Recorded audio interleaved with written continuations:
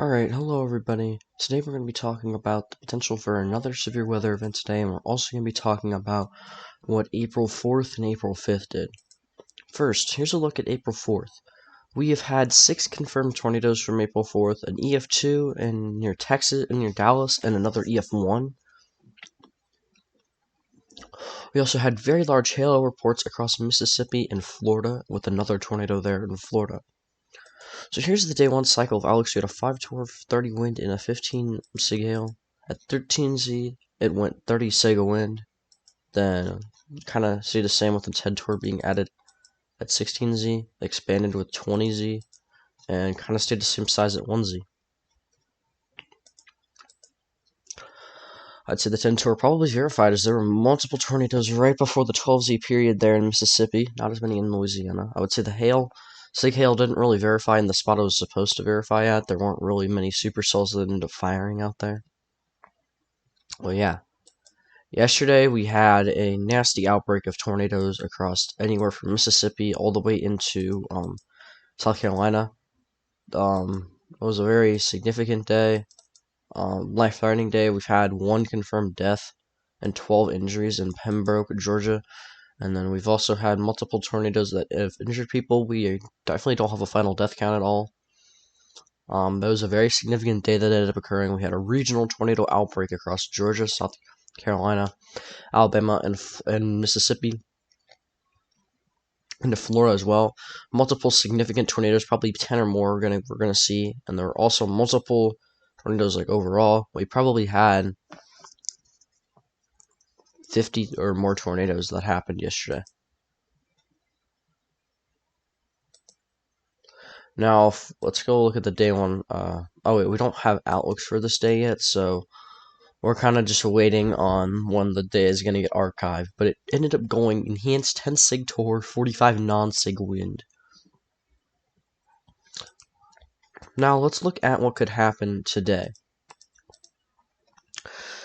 Severe thunderstorms capable of producing swaths of damaging wind gusts, severe hail, and several tornadoes are expected across a broad area across portions of the southern Appalachians into the southeast United States. So we have a large enhanced today, stretching from Savannah, Georgia, through Columbus and Atlanta and Birmingham, up to Chattanooga, and into like Knoxville, Tennessee area. There's a large slight surrounding that. The tornado probabilities, we have a 10% risk of tornadoes, including places like Columbus, Georgia, Savannah, Georgia, Macon, Georgia, Albany, Georgia, and Warner Robins, Georgia. These are some of the same areas that got hit very hard yesterday, so let's hope nothing really significant happens. There's a big 5 torr surrounding that. We have a 30% wind risk as well in place for places like Atlanta, Georgia, Birmingham, Alabama, Montgomery, Alabama, Columbus, Georgia, and Knoxville, Tennessee. Hail-wise, there's a large 15 for that southern risk. Tomorrow, 2 areas of scattered severe weather are possible. One in Florida and another one in the Carolinas into Virginia. Isolated strong to severe storms on Thursday are possible across southeast Virginia, North Carolina, as well as portions of Florida. Damaging wind gusts and hail will be the main hazards with these storms, but a tornado cannot be ruled out. We have 2 areas of 2% tornado risk, symbolizing a brief tornado or 2 can't be ruled out. 15% risk of wind, meaning scattered damaging winds are possible, and scattered hail is possible as well. Day 3, there's nothing.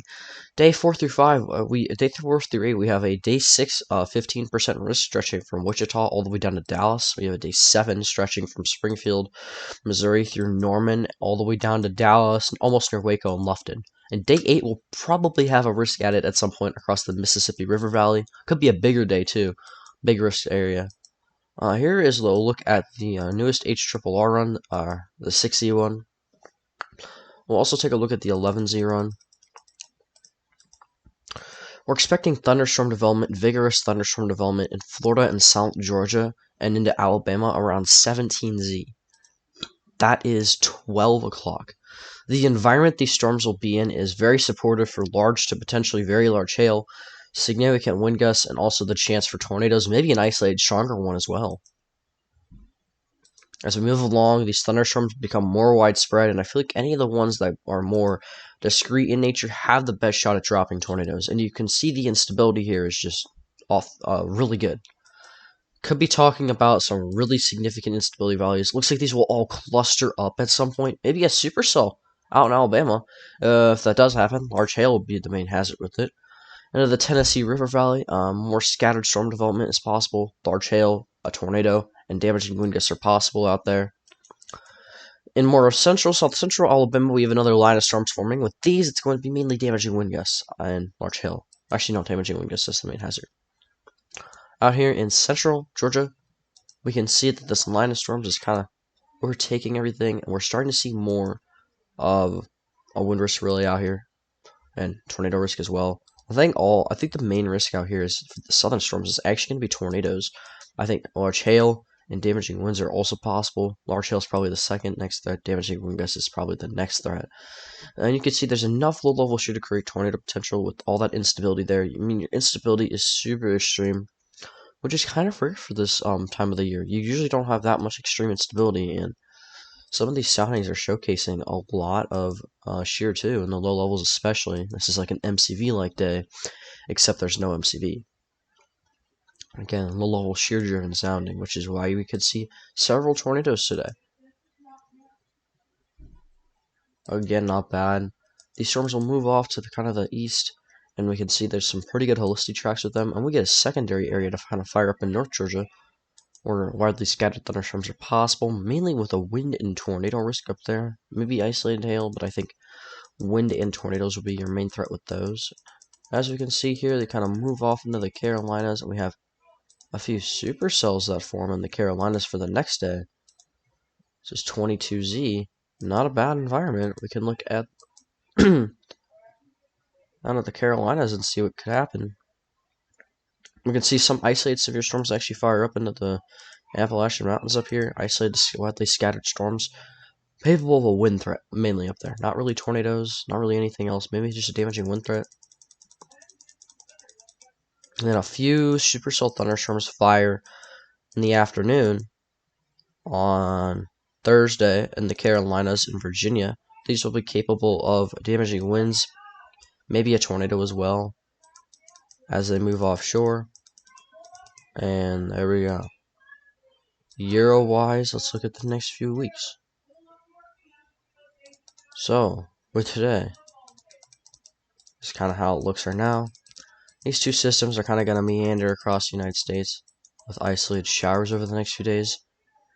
Then here's our next system over the plains. It kind of sits there for a few days. Maybe some isolated strong to severe weather on Thursday, which would be day 5, I believe. Is that day 5 or is that day 6? Day 1, 2, 3, 4, 5. Oh, that is day 6.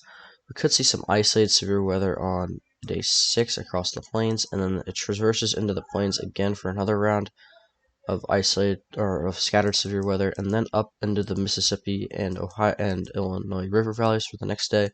Looks like a more significant day as the low pressure kind of bombs out.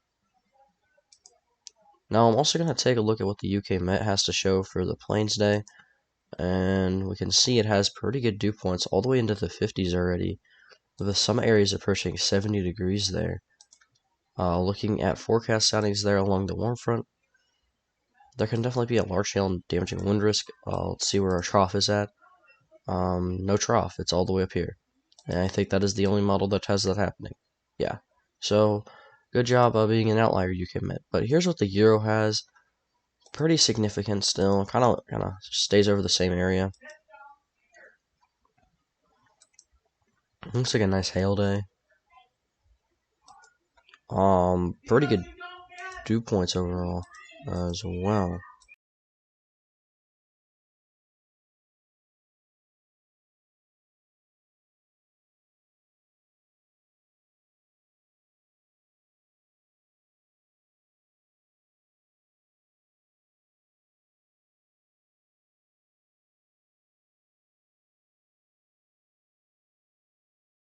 Okay, the next day, it looks like we're going to have maybe a more major severe threat as the trough ejects into the plains there. Looking at your 850 flow, it's also more aligned with the risk area, and it strengthens at 0Z very heavily, along with your 500 millbar flow ejecting into the plains at this point. Looks like areas like the plains in the Midwest are going to be mainly under the gun with this one, all the way into Dixie Alley there. Maybe places like Illinois get severe weather along with this, and yeah, it's very possible. If we look at the photograph map, we can see a large area with high instability is definitely going to be on the table. 18Z is probably going to be your primary threat to 21Z if this were to pan out. Take a huge box outing across Missouri and Kansas. We can see that severe weather is going to be a very high likelihood if that actually ended up happening. Now, predictability is a bit too low for this day, as the GFS has something that has something a little bit different. It has it being, well, it's actually kind of the same. I think the system is actually slowing down and kind of turning into more of a risk for the next couple of days, and not this day in particular. So that is going to be interesting. I'll just look at the 3 km EHI, not bad. But yeah, I think the GFS is actually agreeing with the Euro and slowing down the system a lot and making a big severe weather day for the next day. Yeah, it's slowing the system down a lot. What that next day? Again, maybe severe weather could be possible even on Thursday next week. It just really depends on how fast the system goes. It's probably going to be possible maybe in Dixie Alley, maybe. Gotta take a sounding here and see what happens in Dixie Alley, but it's possible there. I am. I have to take your sister to school too. Okay. She's not even brought.